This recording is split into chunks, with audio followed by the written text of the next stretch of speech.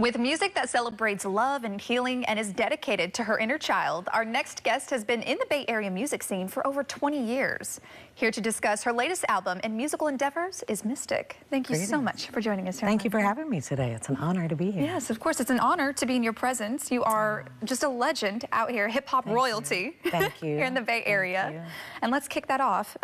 You know, you've been in the music scene in the Bay Area for over 20 years. How'd you first get started? Yeah, so I was raised without a television and was very much into reading and was raised in the arts and a poet and a creative writer.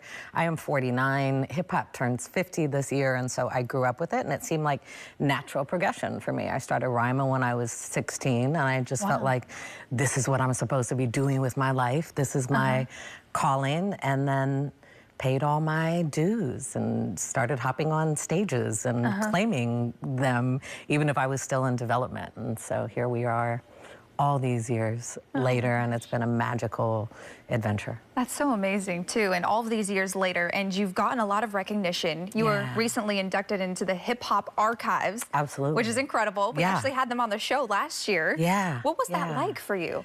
I mean, it's deeply humbling. Look, I am also a scholar, and what I know about the arts, not only here but in a global context, is that often the art that is valorized is not connected to people of color, is not connected to urban communities. And so to have hip-hop as a culture that wasn't originally appreciated, be connected with the African American Museum and Library, and have it treated like the rest of our amazing art across history, and to be part of that is beautiful, right? And it feels like, as somebody, when I started in hip hop, it wasn't something that everybody did, you know, and not everybody believed in that. And even though my mama was like, I'm sure you think you're great, but everybody thinks they're great, to end up in museums and archives and nominated for awards is just a beautiful testament to the fact that hip hop culture is strong and powerful, and especially local and global, right? Yeah, of course. And, and like you said, especially here in the Bay Area, it really is such a big, beautiful thing. And like you said, you've been in the hip-hop world since the beginning. How have you seen it change over the years? Whew.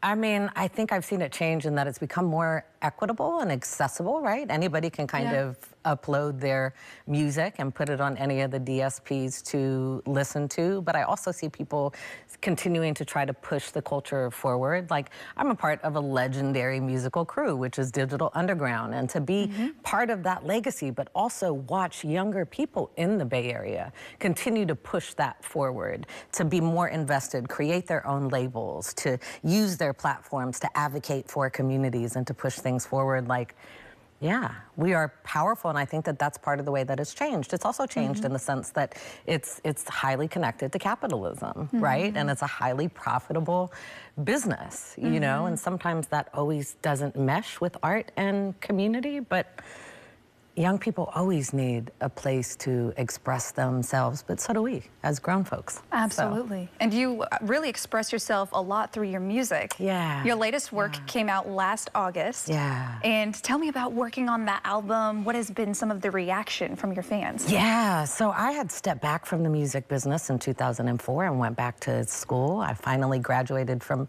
the University of Oxford in 2019. Thank you.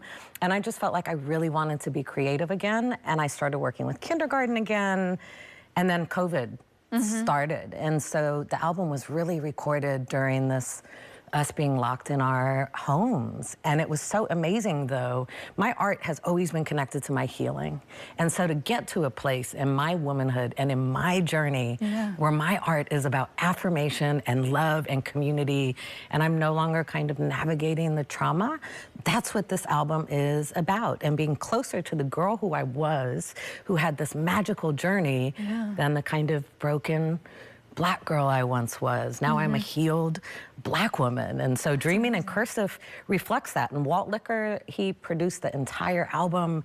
And it was just like, there was no timeline. Nobody knew that I was creating. It was a sacred process. There was no pressure. And then I turned around And people have responded really beautifully. And people have responded to the calls to celebrate love and to affirm ourselves in our communities as Black and brown and Indigenous and as women and as non-binary, and just, yeah, the response has been beautiful. I mean, it's a little bit more challenging as an independent artist, but it's amazing to have it be on my own label, on Beautiful Soundworks, and to be in control of it all and to own my masters. There's no place I would rather be, and I could have never imagined this when I was 16. Well, such a beautiful place that you're in now, and again, congratulations. Thank you so much. I have to ask though, Mystic, what's next for you? Oh, goodness. Well, I'm about to finish out the year. I'm currently teaching kindergarten 3 days a week. So once I survive that... Sending our prayers to you. Thank you. Once I survive that for the next couple of weeks, I'm working on some stuff for internationally touring.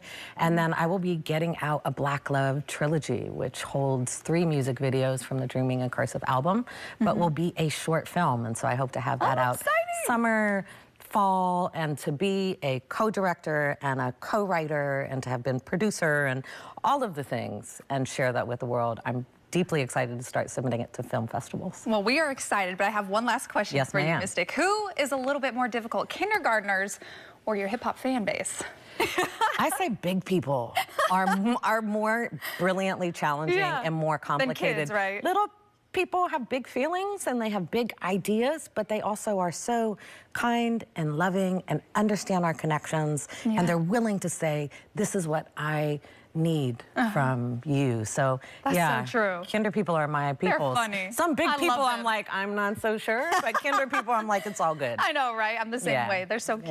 Well, thank you so much, Mystic, for joining us. Yes, it was such a pleasure. We appreciate it. My pleasure.